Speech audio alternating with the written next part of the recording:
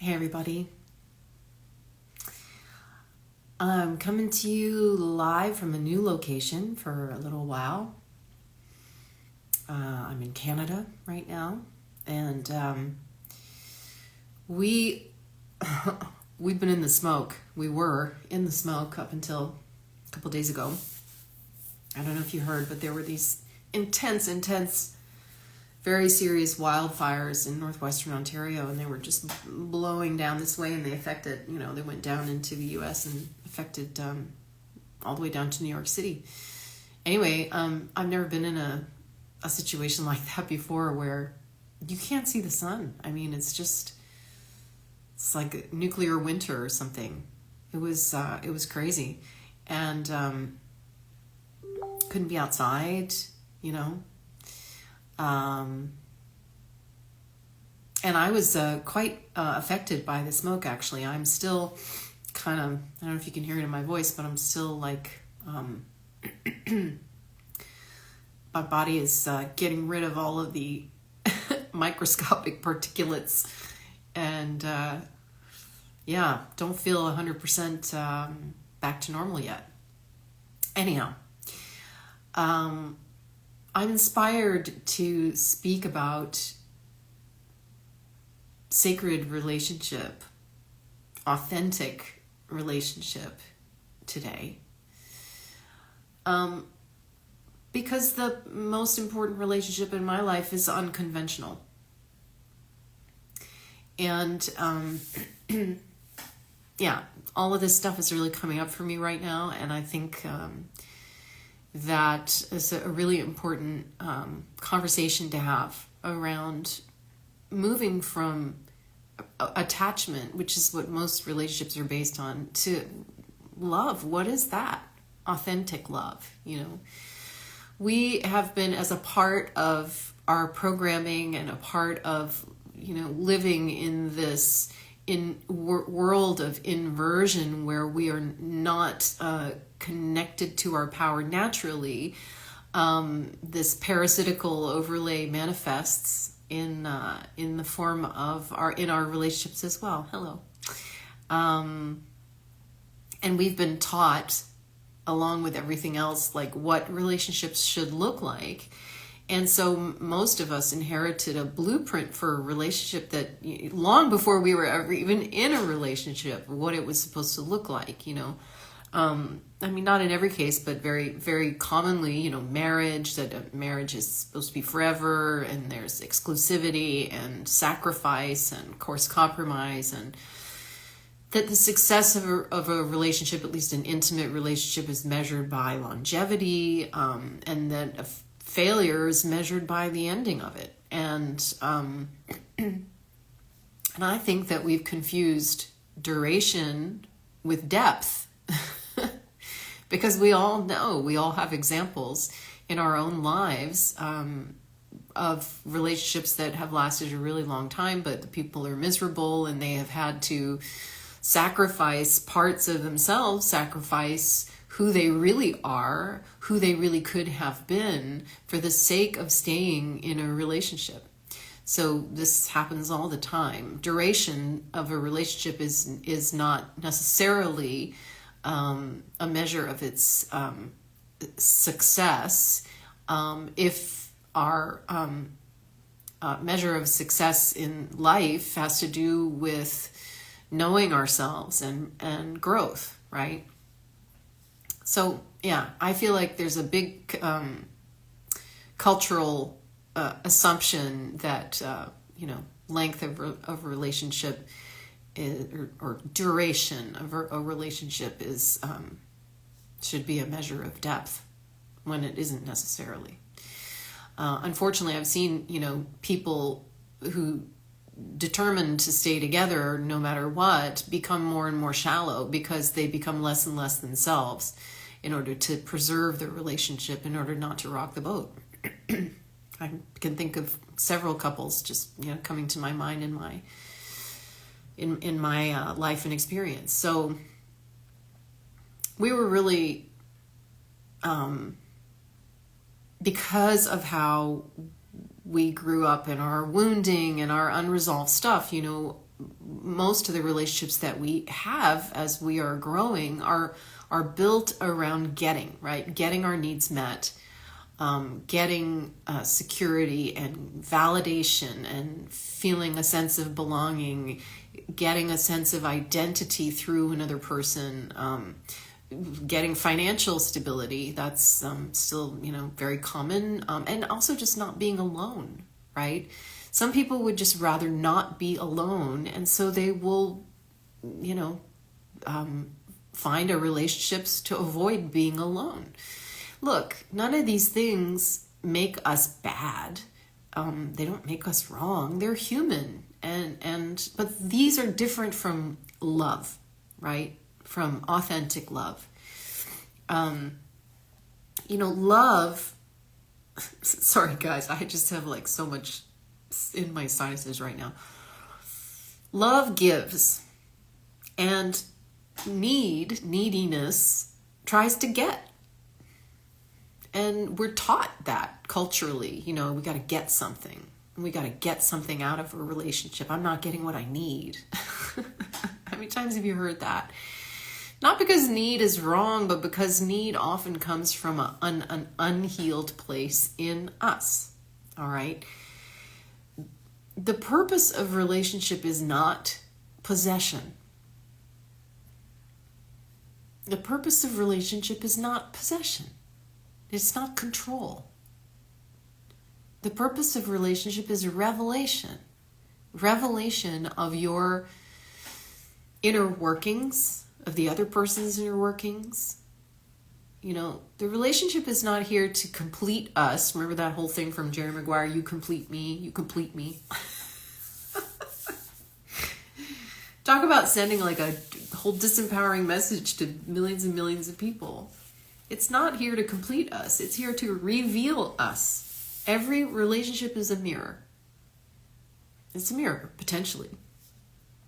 If we're willing to see, willing to look, it reveals where we abandon ourselves, where we are feeling incomplete, where we're feeling needy, where we don't trust, where we're looking for approval, where we're afraid of loss, where we still believe we're not enough. And our partners do not create our wounds. They just illuminate them. You can't do something to somebody, and nobody can do something to you that creates a wound that you didn't already have. It's illuminating something that was already there. Satyvrati talks about ethical relationship. Ethical, that's how he expresses it. Ethical relationship. And ever since I heard that term, I've been pondering what it actually means and what it really means like to me in my life in practical terms. I've really, made that a study. Ethical relationship is not about morality. It is not about rules. It is about relating in a way that honors another person's free, immortal soul and your own free, immortal soul. That's what it is to relate ethically.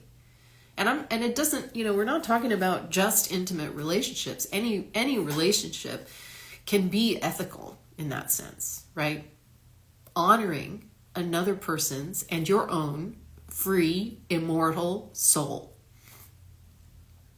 Honoring soul expression. And in our most important, impactful, deeply felt relationships, sometimes that means supporting another person. Sometimes it means challenging them. Sometimes it means you're going to be supported. Sometimes it's going to mean you're going to be challenged. Sometimes it means blessing a person as they leave. Right? When you engage in an ethical relationship with somebody consciously, I'm saying consciously, the truth is we don't do this consciously, right? I mean, all the relationships in my life, every relationship I entered into earlier in my life, none of them were conscious relationships. None of them were ethical relationships. They were things that happened because of where I was in my life at the time. Now, I transformed, notably one of them, into an ethical and conscious relationship. That takes a lot of, honesty. It doesn't necessarily take two people to do that, but it's, it works better if two people are doing it. But you can relate ethically and authentically to anybody in your life, whether they have the awareness and the awakeness to do that or not. You can certainly take that stance and take that perspective. But, even if a relationship doesn't start out that way, it can transform into a conscious, ethical, real relationship. Because, love really seeks to serve the other person's becoming. How can I support your becoming and support my own becoming? Right?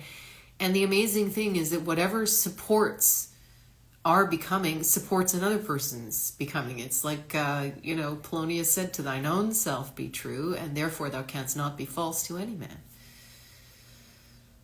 Sometimes what serves our becoming doesn't feel good. Sometimes it forces us to look at things that we don't want to look at, things that are painful. It reopens old wounds that we kind of were like, I don't want to feel that anymore, and we put it away, right? But love is really asking that question. How can I support your becoming? Sometimes it happens through us without it even being conscious yet. Whereas fear is asking, how do I keep you? How do I keep this person? Right? We've all felt this way, or we've felt it, exercised on us, right? And it starts to feel extractive, and we'll talk about that in a minute, but we need to learn how to let love change form, to let relationships change form. This is so important. Our culture teaches that if a relationship ends, then it failed somehow. But some relationships complete. Just think in your own life. You've had a relationship that completed, right? It reached an end. Like, okay, this is no longer necessary. This relationship is no longer necessary. It doesn't serve the other person, doesn't serve me to continue in this fashion. It completes itself naturally, right? Some relationships transform. They have to find a new way of being because they are still supporting our growth. As long as a relationship is still supporting growth, mutually, it can survive, right? It's not hanging on for dear life, but it has to adapt, it has to transform. You have to have more space within yourself, right? So relationships, some of them, they transform. Some relationships become friendships. That's a form of transformation. Some of them are teachers, right? They become teachers. Not every relationship is meant to last forever. But every relationship can reveal something true. Now, I can connect this to the larger cosmology that I often speak of because of the way that relationships are often deeply out of balance. Because we live in this parasitical inverted construct, right? Where our energy is being harvested into a system, right? Whether you're aware of it or not, that's happening. And then we find ourselves relating to, because our source-given energy, right, has for so many, however many, hundreds of thousands, millions of years, has been diverted, right? And our source connection has been interfered with. We haven't had always had access to that absolute knowing of source is in me. And source is living as me and through me, right? We don't always have that. We rarely have that, if we're being honest, right? So we're coming from a place that's already out of balance. And when you feel disconnected from source, you feel like you don't have that intrinsic, eternal supply in abundance, right? If you don't feel that way, well, you're going to mimic the predator that imposes this inversion, right? And you're going to go looking for a source of energy, right? And that's the getting, right? I got to get something. The consumer culture. It's what we've been trained into. It's not who we are in truth, but it is, what we have believed that we are for a really long time. And we've been influenced to believe that. And, we've been brought up in and born into artificial constructs that create a paradigm of lack, right? So we were born into that. So of course we're carrying the mark of that ourselves, right? And you have to extricate yourself from that system. You have to remember who you are. That's what it is to awaken. But we're not all there. We're not all there yet. We are awakening. We're moving towards a more complete understanding of who we are, a remembrance of who we are. But realistically, we're not all there. So when we get into relationship, good afternoon. When we get into relationship, we tend to be in a getting mode, trying to get something from the other person, or the other person trying to get something from you, right? Feeding on each other's energy. One person is carrying the other, one person is rescuing the other, one person is the victim, one person is the savior, one person is, is controlling, you've got the empath narcissist dynamic, you've got, right, these toxic dynamics in relationships, right? And so relationship in this paradigm has become about consumption to some extent, rather than communion, coming together, right? Healthy relationship, it cannot be two empty cups trying to drink from one another, because there's nothing there, It's two springs, each connected to the source, right? And in French, the word source is the same word as the spring, right? Like the spring of a river, the source, la source, right? So each being is a spring that is already connected to the source, right? And they're each is overflowing and they meet. That's a completely different experience from the experience of I don't have anything, I'm lacking, and I need a relationship to feel complete. It's nothing like it. They've got nothing to do with one another. But the reality is that, until we heal, until we start to get a sense of our completeness, we're always going to be operating from that place, right? And that creates attachment. And the purpose of relationship is not attachment. It is mutual liberation. Conscious relationship is mutual liberation, not mutual dependence, not mutual sacrifice, not mutual performance. Mutual liberation. Now, I don't believe that we have to be completely healed before entering into a relationship. That would mean no one ever could. We simply need the excuse me, guys. Still dealing with smoke inhalation from having lived 5 days inside the smoke here in Ontario. What was I saying? Yeah, we just need to recognize where we are and when we are relating from our wounds. We need to be realistic about that. And we need to be realistic about the other person and understand, they're not completely healed. Nobody's completely healed yet. Some of us, we're getting farther and farther along. There's a lot more healed than not healed. But, we still need to recognize, okay, where am I coming from? Am I relating to another person from a wound? From a place that isn't healed yet? Right? But if we have the presence of mind to do that, this becomes super powerful. It becomes part of the healing, right? Because then you can say, I'm frightened right now, right? Or I'm projecting. or this is really hurting a place in me. Not you are hurting me, you are doing this to me, you know. No, it's like, okay, something in me is being triggered by this situation in this relationship, right?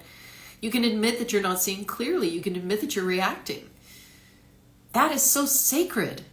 To be able to, like, in moment to moment, be in a relationship like that where you are actually tracking what's going on inside you and willing to speak that truth, right? And if the other person can hear you, wow, that is a sacred relationship. It doesn't mean that you're perfect. It doesn't mean that you're both enlightened. It doesn't mean that both people are completely awake. It just means you're on your way there and you're conscious enough to be like, okay, we're in a relationship. We know that sometimes we're going to get triggered and we're going to be relating to one another from our wounds.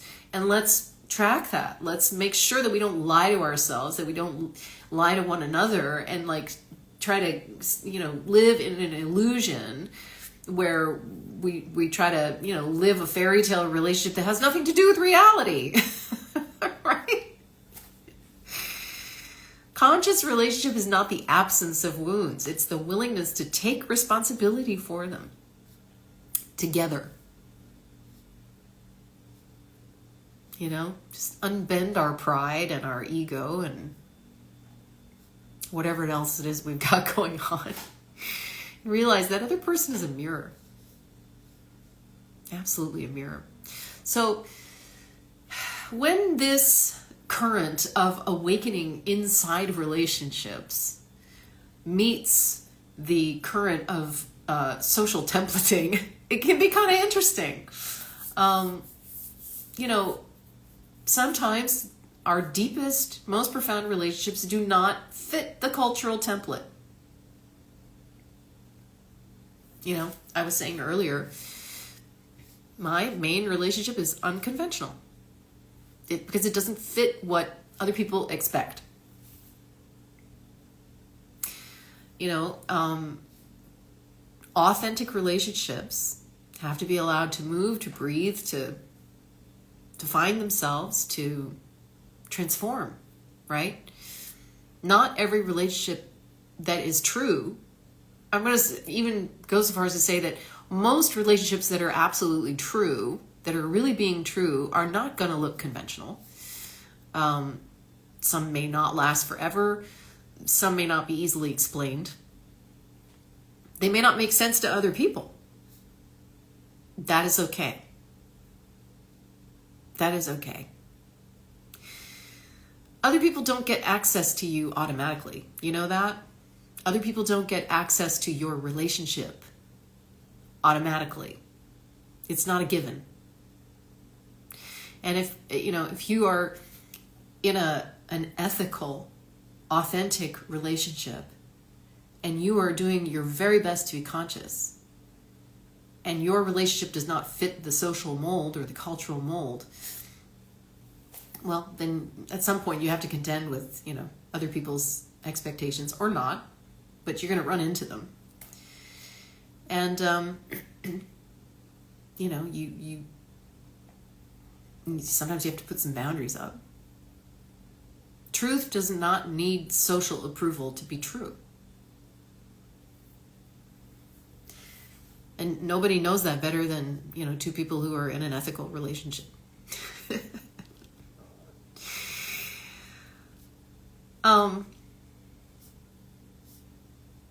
So, yeah, I guess in closing reflection, thank you. The highest expression of love, I would say, is not, you know, it's not about needing another person to become who you already are. It's more like delighting in witnessing them become more fully who they are in your presence. And you are becoming more fully who you already are in their presence. Because there is that level of mutual honor of the other person's soul. That level of honesty. That level of moment to moment awareness and aliveness as to what is going on within you that you are willing to track, that you are willing to be honest about, that you are willing to present, show the other person. It's not about hanging on for dear life.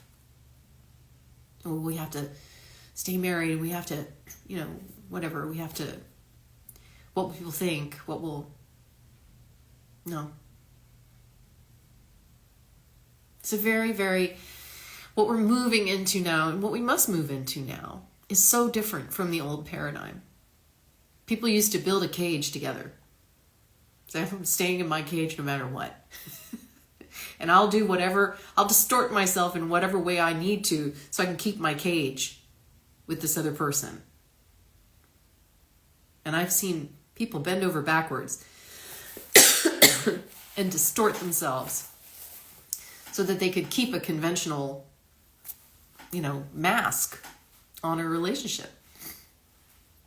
Or because there was too much fear of what it would mean to face the unknown, to face yourself.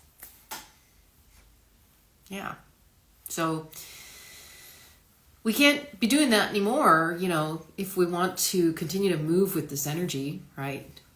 Not building a cage together anymore. More about, tending a shared garden where both souls have room to grow.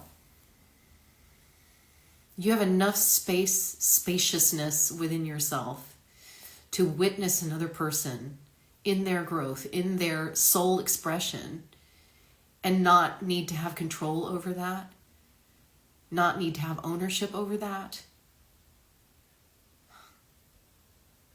If somebody can give that to you, oh my gosh, that's the most profound gift.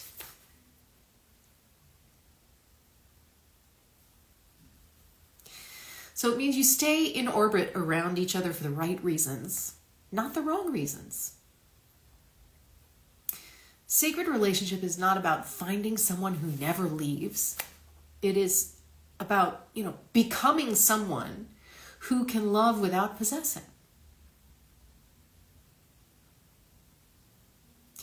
And I think sometimes that's hard for other people when they see a relationship that defies their expectations, that doesn't fit into how they think that, relationships should look or how they should be lived. And that's okay. It's okay. So if I had a relationship prayer, it would be like, may I become someone who supports your freedom, whatever that means, whatever form that takes, even if your freedom asks something difficult of me. Difficult because it's going to open up something unhealed. But the benefit is every time you look at something that's unhealed, you have a chance to heal it. You have a chance to then become more whole yourself. Then you have that much more to give. Then you have that much more spaciousness within. You're not trying to make somebody your prisoner anymore. It's such a hard way to live. You feel tight and scared all the time. That's not freedom. So may I become someone who supports your freedom, even when your freedom asks something difficult of me, and may I allow you to support mine. Authentic relationship, conscious relationship, ethical relationship. No more attachment.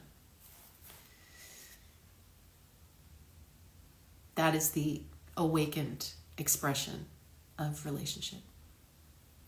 Okay. Thanks, all of you, for being here today. Thanks for your openness. And always love to hear from you, so feel free to leave your comments. Bye for now.